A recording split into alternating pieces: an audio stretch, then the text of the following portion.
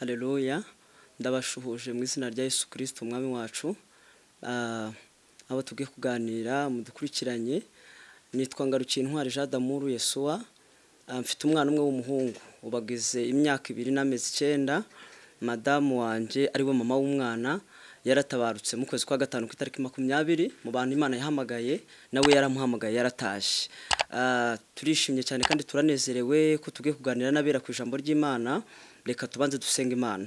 Turagushimye Uwiteka Imana Nyiringabo, tugushimiye umwanya mwiza utwemereye kuganira n'abera, utugirire neza ubane natwe. Iri jambo ryawe tugiye gutambutsa reka ryubaka imitima y'abantu kandi ribakomeze, twese ritugirire neza, dukomeze gutambuka muri uru rugendo dushima izina ryawe. Urakoze, turagushimiye, tubisabye twizeye mu izina rya Yesu Kristo umwami wacu, amen. Tugiye gusoma ijambo ry'Imana dusanga mu gitabo cy'Itangiriro. Turasoma igice cya mbere, hanyuma dusoma umurongo wa 26.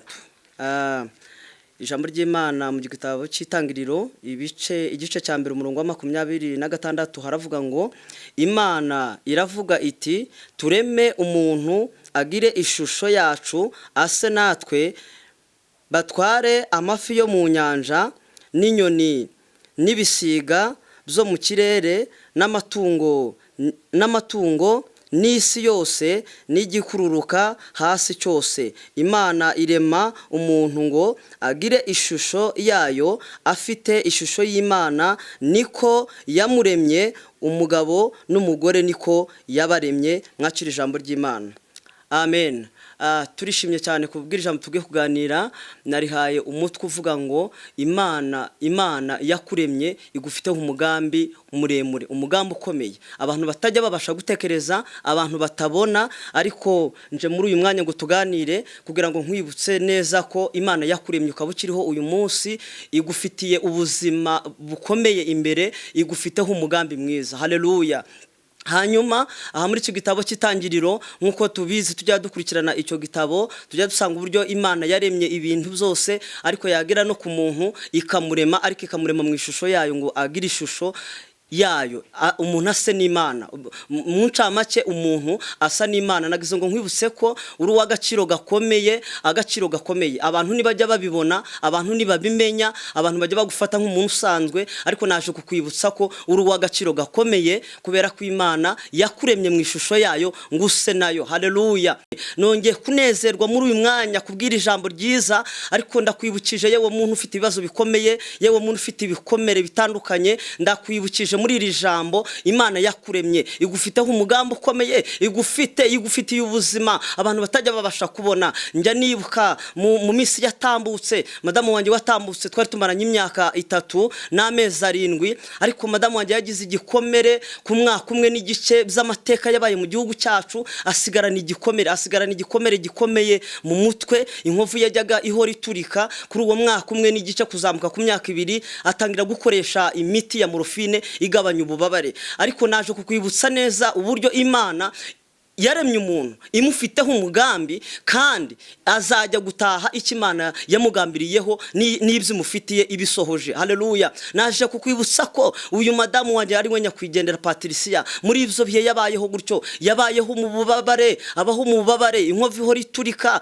ajya yitera iyo miti ya buri munsi ku manywa na nijoro, bamufasha bakora ibishoboka, ayiga, ariko Imana imurindira muri ubwo buzima. Twagiye tubona ibintu bikomeye, ariko twagiye tubona Imana ifite umugambi munini ku muntu yaremye, kubera ko nubwo yari ameze gutyo, ariko Imana yari yaramuvuzeho. Nanone ndagize ngo nkwibutse ko Imana yakuvuzeho abantu batarakumenya, kandi Imana kuko ariyo yakuremye izi uburyo izanagukurikirana nubwo wabaho mu bibazo. Naje kukwibutsa, waba urwaye, wowe uhura n'ibigeragezo, wowe ubona ubuzima bwawe bwanze, Imana yakuremye igufiteho umugambi ukomeye. Nkwibutse neza ko uyu madamu Imana yamurindiye muri ubwo buzima, arakura gutyo kugeza imyaka yose, kuva ku mwaka umwe n'igice. Yatabarutse ageze imyaka 31, ariko aba ku miti ya morphine. Abantu benshi barayizi, abakora kwa muganga barabizi neza. Morphine ni umuti ugabanya ububabare bw'umuntu, ariko utari wo kumuvura ngo akire, kubera ko inkovu yari afite mu mutwe yaramugezeho, igufwa ry'imbere riracika. Ntabwo rero nta rutangira yagiraga, kandi yari mu bwonko. Ariko Patricia Imana imurindira muri ibyo bihe, kandi Patricia akizera Imana, Patricia agasenga, Patricia agakunda Imana. Imana iramufata kuko yamuremye imukomereza ubuzima abaho ababaye gutyo, ariko afite ibyiringiro kandi iby'Imana yamugambiriyeho irabisohoza. Imana ishimwe cyane. Haleluya. Ndaguhumurije yewe, ndakwibukije, nubwo abantu bajya bavuga ngo ntacyo uzimarira, nubwo abantu bajya bavuga ko ntacyo uzageraho, ariko ndakwibukije ko Imana yakuremye igufitiye ubuzima, igufitiye umugambi mwiza. Nabonye Imana njya kumenya madamu wanjye akiri mutoya, twari tukiri bato ku myaka 12, mumenya nkuko nawe ujya umenya abandi muhuriye ku nzira cyangwa se usuye umuntu kwa muganga, ukumva umutima w'impuhwe uraje w'imbabazi wo kugira ngo umusure, wo ukumva ugize imbaraga zo kujya ufasha uwo muntu. Mbikora gutyo, ariko ntazi umugambi w'Imana. Ariko umugambi w'Imana ni muremure, umugambi w'Imana ni muremure, yari ifite ibyo iri gutegura. Nawe rero hari ibintu Imana igutegurira, hari ibintu Imana igukorera, hari uburyo Imana igutunze. Ariko nibwo abantu bakubona bakaguca intege, Satani akakongorera akakubwira ko ntacyo uzamara, ubuzima bwawe butazabaho, utazubaka, niyo wakubaka utazabona umwana, ibyo wakora byose bitazakunda. Ariko nje kukwibutsa nkukomeza, Imana yakuremye igufiteho umugambi ukomeye kandi izasohoza ibyo yagambiriye. Imana ishimwe cyane. Haleluya, haleluya, haleluya, haleluya. Nagize ngo iri jambo rigukomeze, iri jambo rigusubizamo ibyiringiro, kubera ko Data wa twese wo mu ijuru nabonye ari umugabo ukurikirana umuntu yaremye. Abantu bamaze kumukuraho amaboko, Patrice abantu bajyaga bamureba bakabona nta kintu azavamo mu buzima busanzwe, uko Farije yajyaga ifasha abandi, ariko bakabona n'umwana bategereje kuzabona ubuzima bwe burangira agapfa. Nta wari uzi ko Patrice azashaka, nta wari uzi ko Patrice yabona umwana, nta wari uzi ko Patrice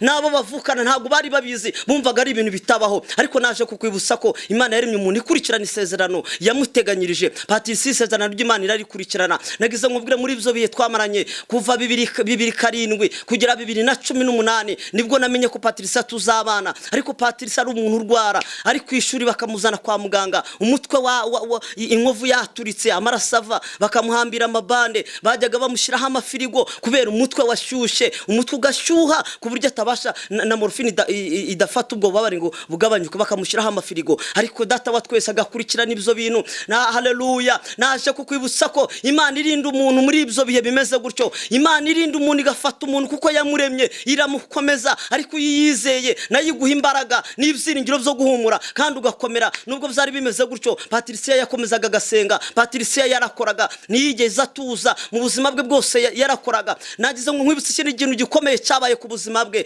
2012, ubwo mu mutwe batinyaga kuhoza, bagatinya gushyiramo imakasi kuko ari mu bwonko. Ariko igihe cyarageze hatangira kuzamo n'inyo, kubera ko amaraso yavaga akajyamo akareka mu magufwa, akajyamo akaviramo imbere agasohoka mu matwi. Ariko igihe kiragera, icyo gihe hazamo inyo mu mutwe. Ndabyibuka twari tukiri bato, ariko ibyo byose mbibona, inyo zikajya zizamuka zikava mu gisebe, izindi zigaca mu matwi kuko zamenye n'ingoma z'amatwi, zikajya zisohoka kugira ngo zisohoke, zajyaga zica no mu mazuru zikanasohoka. Ariko Imana iramurinda. Mu mezi 3 yamaze afite iyo shoke y'inyo zimeze gutyo, bashyiraho igipfuko, zafataho zikavaho, bakikuraho kubera hagaragara zigasubiramo. Ariko Imana imurindira muri ibyo bihe. Ndagize ngo nkwibutse neza, ndi kukwibutsa ko Imana yakuremye igufiteho umugambi ukomeye. Ubuzima bwawe buriho kandi ubuzima bwawe burakomeje. Haleluya. Shimwe cyane Data, turamushimiye kubw'ibyo byose yakoze, kubera ko nuko yakoraga kera na n'uyu munsi nikagikora. Igihe cyarageze Patrice ubwo bafataga gahunda kujya kumubaga kuko bari barabitinye. Ariko ndabyibuka turi bamuzanye Kanombe, abaganga bareba uko bimeze, kesa higeze,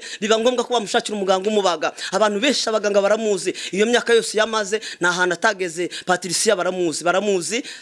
Hanyuma icyo gihe kigeze bamushakira umuganga waturutse mu Buhinde, waje kumubaga, aramubaga umutwe, bakora operation, bakuramo inyama zaboze, bakuramo izonyo, ibyo bintu byose bivamo, amagufwa amwe yangiritse bayakuramo, hasigara ari ahantu hameze gutyo. Ariko ndakwibutsa ko Imana ifite imbaraga. Imana yarinze Patrice muri ibyo bihe, muri icyo gikomere. Imana yongera kumurinda, bamubaga bari bazi ko ari bupfe. Twamaze gusinya bavuga ngo umuntu gutegereza ikivamo, ariko turakira icyo ngicyo. Abantu bari bazi ko atagaruka, ariko Imana iramukomeza. Ibyo byose barabikora, umutwe barawusatura, bakora iyo operation. Patrice yaragaruka, yongera abamuzima, baradoda, nta kintu bashizemo kisimbura aho ngaho. Ubuzima bwe burakomeza, akomeza babara gutyo, yitera n'umundi morphine. Ubuzima bwe bwari ubwo gukoresha iyo miti ya morphine kugira ngo igabanye ububabare, nta kindi.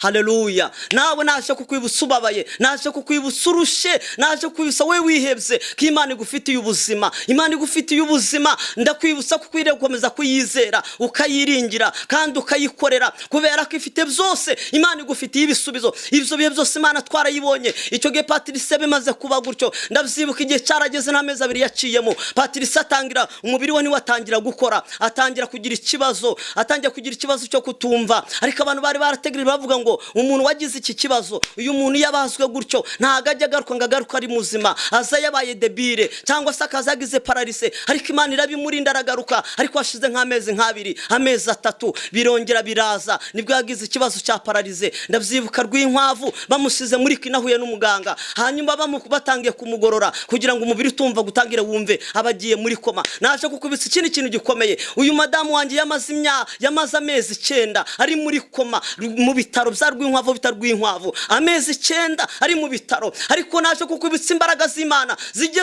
zizana umuntu zikamukura muri koma y'amezi 9 akongera akagaruka akabaho. Patrice ubuzima bwe burongera burabaho. Abantu barategereje kapfa, umubiri utangiye kwangirika, umubiri batangiye kujya batera urushinge hagatonyoka, kubera ko nta kindi kintu cyari gisigaye. Ariko icyo gihe nabwo Imana yari igaragaje. Imana irongera irabikora, yongereza izura Patricia aragaruka mu buzima. Naje kukwibutsa ko ibikubaho byose, naje kukwibutsa ko ibikugeraho byose, naje kukwibutsa izo ntambara zose n'ibigerageza ubona suko Imana yakwibagiwe. Wibuke ko Imana yakuremye kandi igufitiye umugambi, igufitiye ubuzima. Humura uzabaho, humura uzakomera. N'uyu ntago abantu bari bazi ko azabaho, ntago bari bazi ko ubuzima bwe buzakomeza. Ariko Imana yaramukomeje. Imana ikurikirana isezerano yasezeranye, Imana ikurikirana ijambo yavuze. Cyagiye ujya kuvuka, Imana ikavuga ngo umwana agiye kuvuka nzamurinda azabaho. Imana ikakuvugaho amateka akomeye, Imana ikakuvugaho byinshi zakora. Mwe wa muvyeyi we, naje kukwibutsa ko umwana wabyaye Imana imufiteho umugambi. Wibuka amasezerano Imana yagusezeranyije, wibuka ibyo yakubwiye. Imana niyo yamuremye kandi izakurikirana ubwo buzima, izakurikirana ubwo buzima, isohoza icyo yavuze neza. Ndabizi, ibyo nabibonye n'amaso yanjye. Haleluya, haleluya. Ariko nta kintu Imana idashoboye, nta kintu Imana idakora. Twagiye tubona Imana mu buryo butandukanye, twagiye tubona ibyo Imana ikorera abantu bayizera, twagiye tubona abemera ubushake bwayo bukabageraho, abajya bemera bakaba muri ibyo bishakwe. Imana izatugirira neza. Haleluya. Rero twari turi muri iri jambo nahaye uyu mutwe uvuga ngo Imana yakuremye igufitiye umugambi, igufitiye ubuzima bwo kubaho. Nakwibutsaga ngira ngo nakomere wihangane nkuhumuriza ibyo wahura nabyo byose, wagira mu gihe kibigeragezo, imiryango yakwanga, inshuti zakwanga. Imana ifite abantu bayo, ifite ahantu igikoresha igatanga ingabo nyinshi kugira ngo zipfe ku bwawe, zibane nawe. Muri ibyo bihe twarabanaga, muri ibyo bihe twaramufashaga turabana. Ndavyibuka natangiye kujya mu Rwaza tukiri batoya. Ndavyibuka najyaga mfata abana muri korari bakajya kumurwaza bamukuye ku ishuri, atari kumwe n'abavyeyi, atari kumwe nabo bavukana. Ariko Imana ibyo byose kabikurikirana, ariko Imana ifite ikizasohoza. Haleluya, haleluya.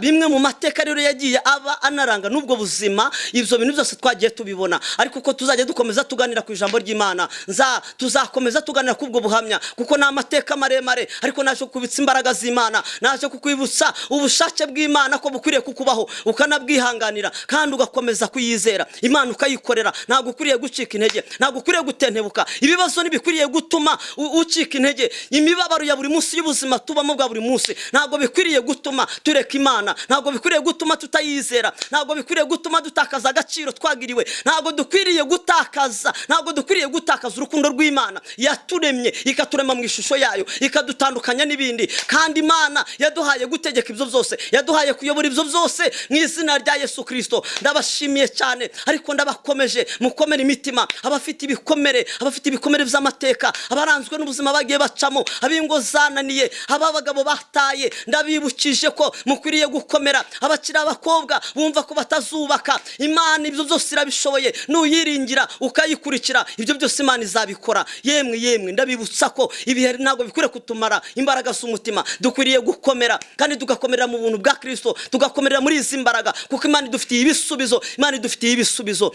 Imana ibaho umugisha cyane. Ndabashimiye tugiye gusenga Imana. Ndabyibuka kera nkiri mutoya, abavyeyi nyimara kuvuka maze gukuramo, kuko nakuze mbana na papa na mukadata, ariko bajyaga ndabyibuka mukadata yajyaga ndeba akambwira ibintu bidasanzwe, ariko abona ko nta kizere cy'ubuzima. Nize ndi umunyeshuri, ntajya ngira ibyishimo, ntajya ngira kwisanzura mu bandi, kubera ko nakuriye mu gikomere cyo kumva ko ntari umuntu ndi ikintu, kuko bakundaga kunyita ikintu, nkumva mfite icyo gikomere ndagikurana, nkomeretse gutyo singira ibyishimo. Ariko umugambi w'Imana ntabwo nari narasobanukirwa, ariko maze kumenya umugambi w'Imana ifiteho, ngira agaciro. Ubu ndi w'agaciro gakomeye, kimwe nabo nk'ukuru w'agaciro gakomeye imbere y'Imana. Ni wubaha Imana, nta buzima itazahindura. Ni wubaha Imana, nta kimana itazagukorera. Ntabwo tuzaheranwa n'agahinda, ntabwo tuzaheranwa n'ubuzima bubi, ntabwo tuzaheranwa n'imibabaro, ntabwo tuzaheranwa n'ibikomere twavukanye, ntabwo tuzaheranwa n'ibikomere by'uko tutarezwe neza, ntabwo tuzagumana ibikomere by'uko imiryango itadukunda cyangwa n'inshuti zitadukunda. Ibyo byose narabibonye, nagiye mbicamo, ariko uko tuzakomeza tuganira ku ijambo ry'Imana, ubwo buhamya bwose tuzagira tubutambutsa. Ariko ndabakomeje, Imana ibagirire neza. Imana yarakuremye, ikurema mu ishusho yayo, kandi Imana niyo yaremye umugabo n'umugore. Bivuga ngo Imana niyo yaremye umukobwa n'umuhungu. Abo bose Imana ibafiteho umugambi ukomeye kandi izabagirira neza. Murakoze, Imana ibaho umugisha. Reka dusenge. Uwiteka Mana ya Ibrahimu, Mana ya Isaka na Yakobo, turagushimiye cyane muri aya masaha. Turagushimiye kubwira ijambo tuganije na abera mu izina rya Yesu Kristo. Dusengeye abarushe, dusengeye abaremerewe, dusengeye abafite ibibazo bitandukanye, ababona ko ubuzima bwabo bwarangiye, ababona ko ibintu bikomeye, ababona ko ntacyo bazageraho, ababona ko ubuzima butazahinduka, ababona ko nta mugisha bazabona. Ariko turabasengeye mu izina rya Yesu ngo wongere kubashyiramo imbaraga, ubasubizemo ibyiringiro, bongere kwizera, bongere gukomera, bakomere mu mitima yabo, bakomere kubera ko ubafitiye ubuzima. Abantu bongere kugira icyizere cyuko ujya uhindura n'ibyo abantu babona bitabasha guhinduka. Urakoze, turagushimira rero ngo nukomeze ubane n'abantu bose mu ngero zitandukanye, mu byo banyuramo bikomeye, mu bigeragezo banyuramo, mu buzima bubabaje banyuramo. Ubakomeze imitima y'abagirire neza, wohereza ingabo zo kubaganiza. Mwuka wera asanga abantu, abaganiza aho bari, bakomezwe n'ubuntu bwawe, bakomezwe n'uko wabaremye, bakomezwe n'uko bafitiye ubuzima, ubagirire neza. Urakoze, turagushimiye. Ubuntu bwawe n'amahoro bikomeze kubana n'abira bose, niko tubisabye twizeye mu izina rya Yesu Kristo umwami wacu. Amen. Imana ibaho umugisha. Murakoze cyane.